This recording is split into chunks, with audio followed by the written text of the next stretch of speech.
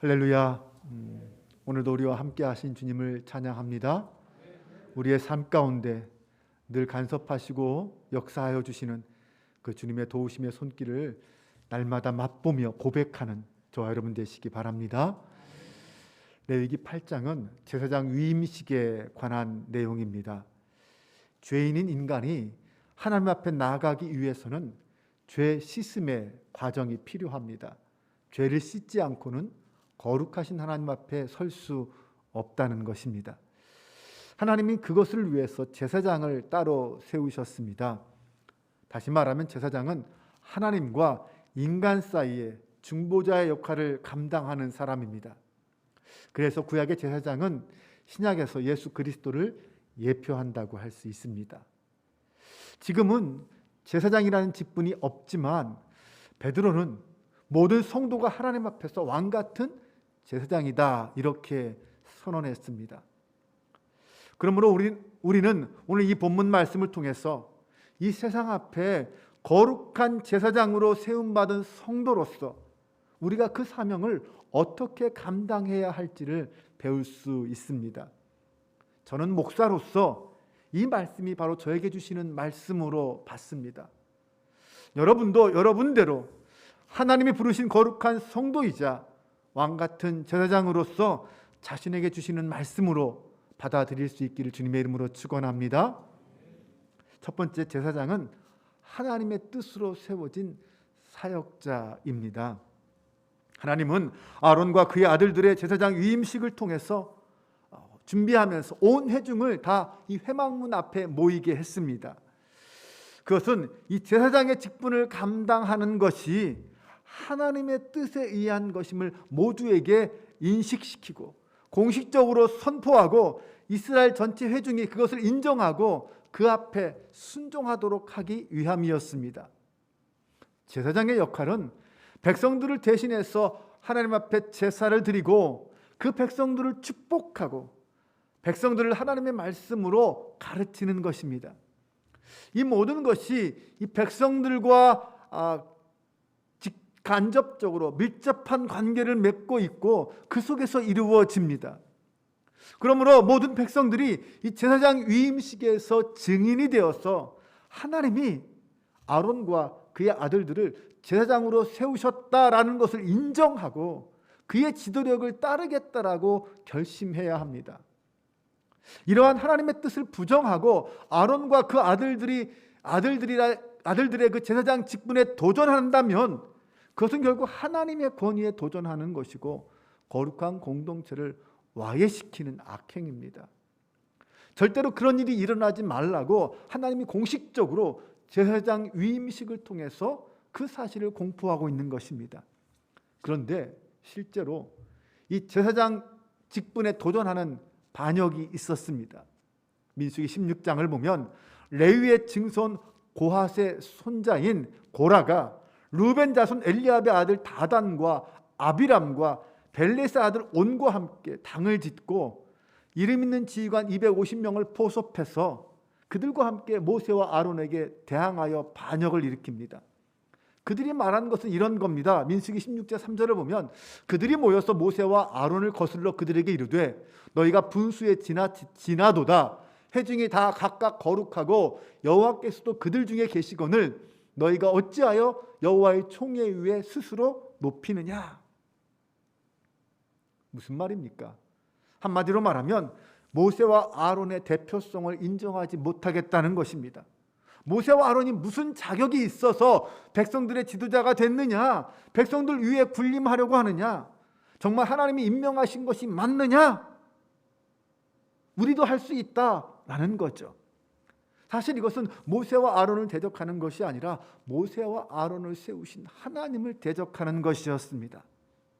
고라와 그의 당들은 바로 이 사실을 인정하지 않았습니다. 자신들도 지도자가 되어서 백성들 위에 높아질 수 있다라고 생각한 것입니다.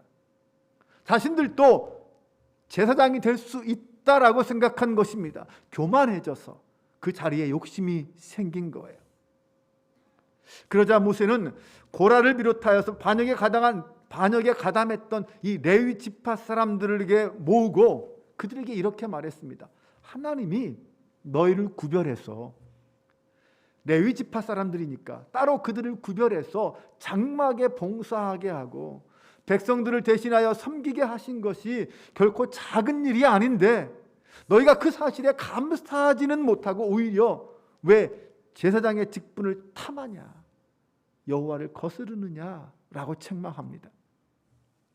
그리고 반역에 함께 가담한 루벤 지파의 다단과 아비람을 부릅니다. 그런데 다단과 아비람이 그 명령에 거부하고 오지 않습니다. 그러면서 하는 말이, 왜 너희가 우리를 애굽에서 이끌어내어서 이 광야에서 죽게 하느냐? 왜 너희가 스스로 왕이 되려고 하느냐?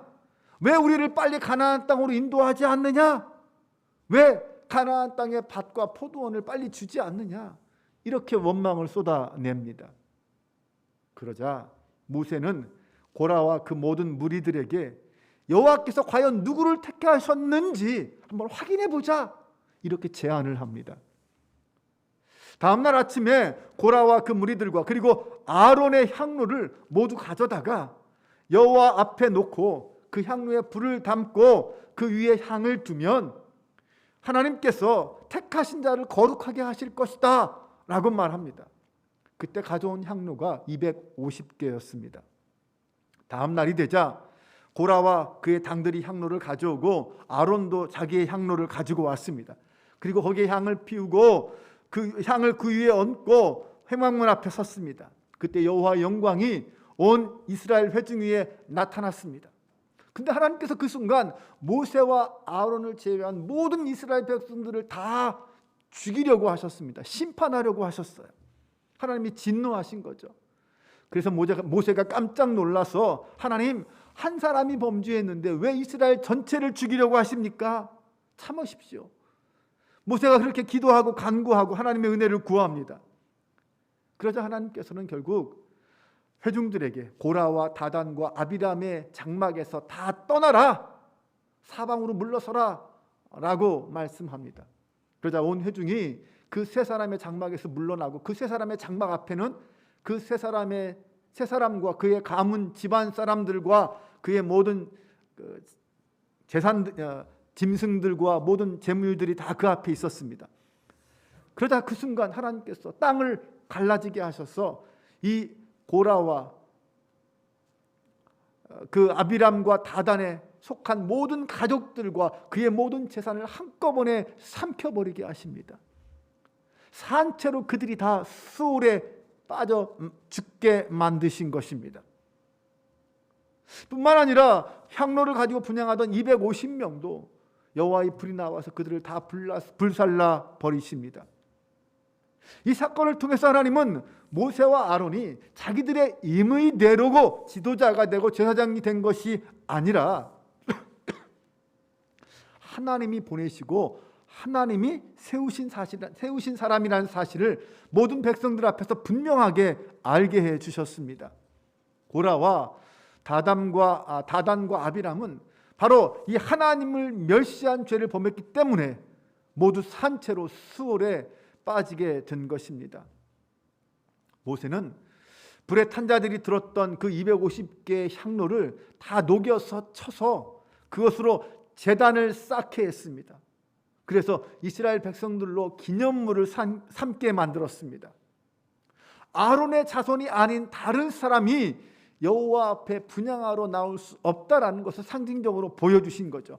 고라처럼 되지 말라라는 것을 보여주시는 겁니다. 그런데 안타까운 것은 바로 이런 사실을 직접 목격한 백성들이 그 다음 날 모세와 아론을 원망하고 너희가 하나님의 백성을 죽였다라고 하면서 모세와 아론을 돌로 쳐 죽이려고 한 것입니다. 그러자 다시 여호와의 영광이 나타나고 하나님, 진노하신 하나님께서 백성들 중에 연병을 보내십니다. 모세가 급하게 연병을 멈추려고 애를 썼지만 그 순간까지 14,700명이 죽임을 당하고 맙니다. 이것을 보면 정말 인간들이 얼마나 어리석은 존재인지 새삼 느끼게 됩니다. 또한 우리 안에 욕심이라는 것이 정말 마를 날이 없구나 라는 것도 느끼게 됩니다. 이 욕심과 교만이 우리의 눈과 귀를 가리고 우리를 멸망으로 인도한다는 사실을 우리는 결코 잊지 말아야 합니다. 성도들은 하나님이 세우시고 하나님이 보내신 사람들을 귀중히 여기고 존중하며 하나님이 행하신 일들을 막지 말아야 하고 함께 합력하고 동역하는 것이 중요합니다. 또한 오늘 나 자신이 하나님이 부르시고 세우신 제사장이라는 사실을 믿고 그 믿음으로 하나님 앞에 겸손하게 나아가고 이 세상을 향하여는 당당하게 나아가는 것이 중요합니다. 그때 그런 삶을 살아갈 때 합력하여 선을 이루게 하신 하나님의 선하신 뜻이 우리의 교회와 우리의 가정을 통하여 아름답게 이루어지고 열매 맺게 될 줄로 믿으시기 바랍니다. 두 번째로 사역자는 먼저 성결케 되어야 합니다. 모세는 하나님께서 말씀하신 대로 아론과 그의 아들들을 데리고 제사장 위임식을 실시합니다. 그때 모세가 첫 번째 한 일이 무엇이냐면 그들을 물로 씻기는 것이었습니다.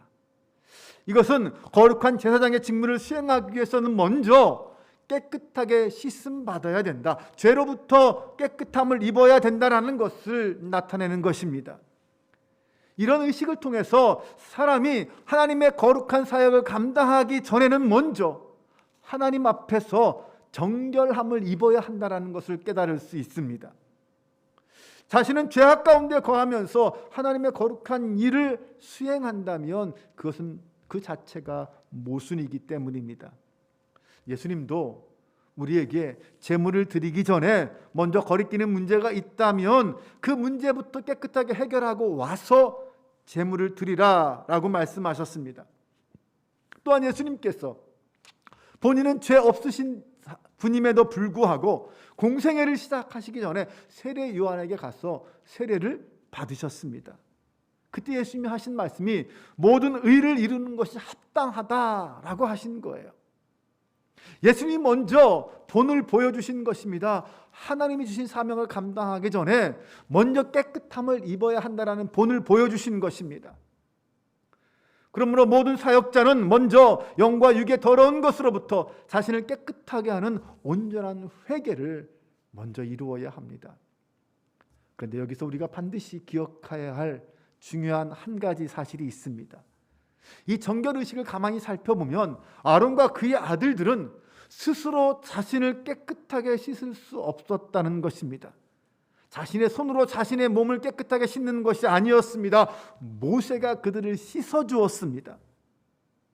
이것은 인간이 스스로 자신의 죄를 씻을 수 없다라는 것을 가르쳐줍니다.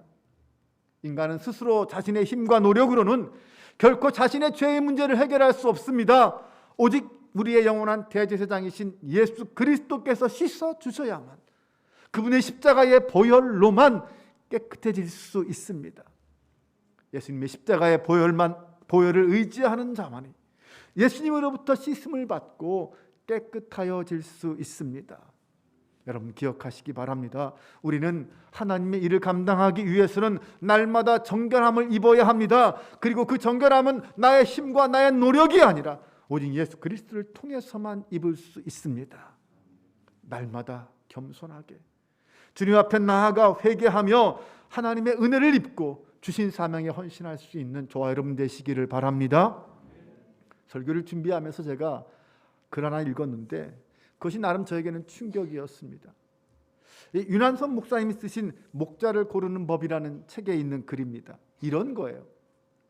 목사들이 가끔 이런 말을 합니다. 목사도 사람입니다. 들어보셨죠? 저도 그런 말을 하거든요. 저도 성도님들한테 가끔 그런 말을 해요. 무슨 뜻입니까? 목사도 완벽할 수 없다는 거죠. 목사에게 완벽을 기대하지 말라라는 뜻이기도 합니다. 그런데 성경도 그러냐라는 것입니다. 성경은 목회자에게 일반 사람의 수준을 요구하지 않습니다.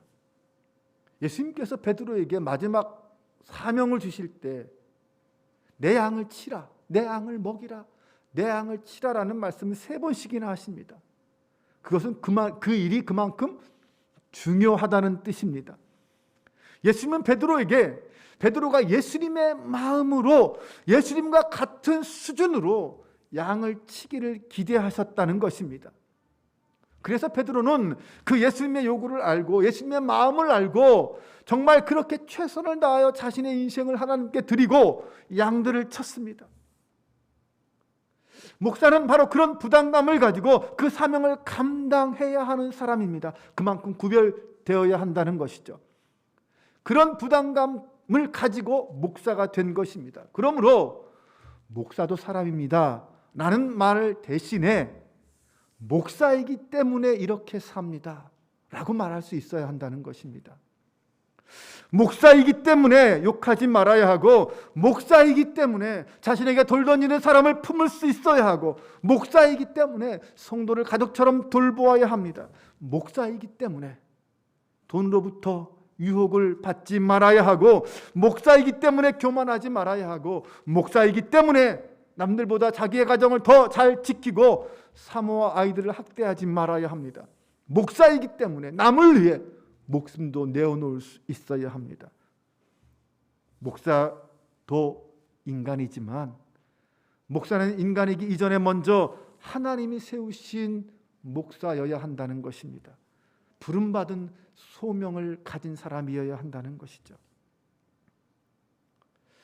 저는 그동안 목사도 사람입니다 라는 말로 스스로 자신의 연약함과 나약함을 인정하고 합리화한 것은 아닌가, 이런 생각을 해보았습니다. 물론 목사도 사람이라 실수할 수도 있고 넘어질 수도 있지만 목사이기 때문에 결코 넘어지지 말아야 하고 실수도 줄여야 합니다. 사랑하는 여러분, 제가 그런 목사로 하나님 앞에 사명을 감당할 수 있도록 기도해 주시기 바랍니다. 물론 이런 소명의식은 크든 작든 목사뿐만 아니라 사실 모든 성도가 가져야 될 마음입니다. 우리는 분명 이 세상 사람들 앞에서 하나님 앞으로 부름받은 거룩한 공동체 교회요 성도입니다. 성도이기 때문에 세상 사람들과는 다른 생각, 다른 기준, 다른 가치관으로 살아야 합니다. 그런데 스스로 자신은 못나고 부족한 자로 규정하고 그렇게 구별되게 살지 못하는 것을 당연하다고 생각한다면, 어쩔 수 없다라고 스스로 자포자기하고 그것을 핑계로 삼는다면 안 된다는 것입니다. 하나님 앞에 거룩한 삶의 기준과 태도를 가지고 세상 속으로 부름받은 거룩한 나라요 왕같은 제사장으로 살아가는 성도, 바로 저와 여러분 될 수 있기를 주님의 이름으로 축원합니다. 세 번째로, 사역자는 하나님의 능력과 권세를 덧입어야 합니다. 제사장 위임식의 두 번째 순서는 뭐였냐면 아론과 그의 아들들에게 제사장의 옷을 입히는 것이었습니다. 제사장이 입을 옷은 하나님께서 세밀하게 명령하신 그대로 만들어졌습니다. 속옷과 겉옷, 에봇, 장식들, 우림과 둠밈, 흉패와 관, 이런 것들로 구성되어져 있었습니다. 이렇게 특별하게 구별되게 옷을 만들고 입게 한 이유가 무엇일까요? 그것은 제사장은 분명 그들도 연약한 인간이지만 하나님이 따로 구별되게 세운 사람이다, 하나님의 능력과 권세를 입은 거룩한 제사장이다라는 사실을 사람들 앞에 보여주기 위함이었습니다. 구별됨을 보여주기 위해 그렇게 구별된 옷을 입힌 것입니다. 예전에는 신분에 따라 옷이 달랐습니다. 양반이 달랐고 평민과 노비의 옷이 달랐습니다. 근데 사실 요즘 신분 때문에 옷이 다르다는 것은 없습니다. 그래서 옷만 가지고는 신분을 구별할 수 없습니다. 신분 자체가 사라졌으니까요. 하지만 우리는 예수 그리스도로 말미암은 하나님의 자녀요, 그리스도 안에서 거룩한 제사장이 되었습니다. 그러므로 거룩한 제사장으로서, 하나님의 자녀로서 거기에 걸맞는 옷을 입어야 합니다. 성경은 그것을 우리에게 가르치고 있습니다. 그럼 우리가 입어야 할 옷은 무엇입니까? 사도 바울은 로마서 13장 14절에서 오직 주 예수 그리스도로 옷 입으라 라고 말합니다. 예수 그리스도로 옷 입은 사람만이 하나님 앞에서 거룩한 백성으로 인정받는 것입니다. 우리는 예수 그리스도로 옷 입은 성도들인 줄로 믿습니다. 제사장의 의복은 또한 백성의 죄를 없애는 제사를 집행하기 위한 옷입니다. 그러므로 이것은 오늘날 성도들이 이 악한 영들과 싸우고 죄의 세력과 싸우고 마귀의 관계에 대적하기 위해서 입어야 할 옷이라고도 할 수 있습니다. 에베소 6장에 보면 그 옷을 하나님의 전신갑주라고 표현했습니다. 성도는 하나님의 전신갑주를 입고 악한 날에 그 통치자들과 어둠의 세상 주관자들과 이 악의 영들과 상대하여 싸우는 사람들입니다. 성도가 입어야 할 전신갑주가 무엇입니까? 우리가 잘 알죠. 진리의 허리띠, 의의 호심경, 평안의 복음의 신, 믿음의 방패, 구원의 투구, 성령의 검입니다. 이것으로 전신갑주를 입고 이 악한 대적들과 싸워야 한다는 것입니다. 오늘날 왕같은 제사장으로 부름받은 성도들이 입어야 할 전신갑주입니다. 구약의 제사장들이 하나님이 명하신 그대로 옷을 입고 모든 백성들을 대신하여 제사함의 제사를 집행했듯이 오늘날 우리 성도들은 하나님의 전신갑주를 입고 구별된 하나님의 사람으로서 이 세상에 나아가서 악한 세력들과 싸우고 세상을 구원하고 세상을 변화시키는 왕같은 제사장의 직임을 감당해야 할 줄로 믿습니다. 여러분, 오늘 나는 어떤 옷을 입고 있습니까? 여러분, 하나님 앞에 어떤 옷을 입고 있습니까? 나를 의롭게 하여 주는 예수 그리스도의 보혈의 옷을 입고 있습니까? 거기에 세상 속에서 구별된 하나님의 백성으로 승리하며 살게 하는 하나님의 전신갑주를 입고 있습니까? 날마다 성령 안에서 깨어 기도하며 세상을 위한 사명의 중보의 사명으로 감당하려면 우리는 그 옷을 입어야만 합니다. 날마다 말씀을 입고 복음의 비밀을 전파하는 제사장, 이것이 오늘 저와 여러분의 자리인 줄로 믿습니다. 여러분 기억하십시오. 오늘 우리가 입어야 할 옷은 두 가지가 있습니다. 먼저 예수 그리스도로 옷 입으셔서 제사함을 받고 구원받은 하나님의 자녀가 되시기 바랍니다. 그리고 그 위에 하나님이 예비하신 전신갑주를 입고 이 세상 속에서 담대하게 대적들과 싸워 이기시기 바랍니다. 복음의 증인이 되시기 바랍니다. 이것이 하나님이 부르신 거룩한 제사장의 직임을 감당하는 우리의 모습입니다. 네 번째로 사역자는 기름 부으심을 받고 구별되어야 합니다. 제사장 위임식의 세 번째 순서는 기름 부음입니다. 모세는 하나님의 명령에 따라 관유를 가져다가 성막과 그 안의 모든 기물과 제단과 그 제단의 모든 기구들뿐만 아니라 아론과 그의 아들들의 머리에 기름을 부었습니다. 그래서 그들을 거룩하게 따로 구별하였습니다. 기름을 붓는다는 것은 성별과 임직이라는 두 가지 의미가 담겨져 있습니다. 그에게 하나님의 능력을 위임한다라는 의미이고 그를 다른 사람과는 특별한 직임의 사람으로 구별한다는 뜻입니다. 제사장은 기름 부음을 받음으로 연약한 죄인임에도 불구하고 하나님의 능력을 입은 거룩한 자가 되었습니다. 오늘날 기름 부음은 거룩하게 구별됨과 성령의 임재를 뜻합니다. 하나님의 일을 감당하기 위해서는 반드시 성령의 감동과 역사가 필요합니다. 하나님은 시대마다 그분의 사람들을 세우시고 그들에게 기름을 부으셨습니다. 성령의 기름 부으심의 역사가 없다면 사명도 감당할 수 없기에, 그러므로 오늘 우리는 바로 이 성령의 기름 부으심을 간구하고 사모해야 합니다. 저는 우리 금요기도회가 바로 성령의 기름 부음이 우리 성도들 위해 충만히 임하는 시간이 될 수 있기를 바랍니다. 제사장은 하나님의 일을 감당하기 위해서 택함 받은 사람입니다. 택함을 받는 것도 중요하지만 택함 받은 사람이 그에 합당한 자질을 갖는 것도 중요합니다. 오늘 우리는 하나님의 택함을 받은 성도로서 하나님 앞에 거룩한 산 제사를 드리는 제사장의 직임을 수행하고 있습니다. 거룩한 제사장으로서 먼저 우리 자신을 영적으로 깨끗하게 하고 기도와 말씀으로 하나님의 권세를 덧입고 영적 싸움에서 승리하는 하나님의 사람이 될 수 있기를 주님의 이름으로 축원합니다. 우리 모두는 그 부름의 자리에 있는 사람들입니다. 저와 여러분이 그 자리에서 하나님의 사람으로 승리할 수 있기를 주님의 이름으로 축원합니다.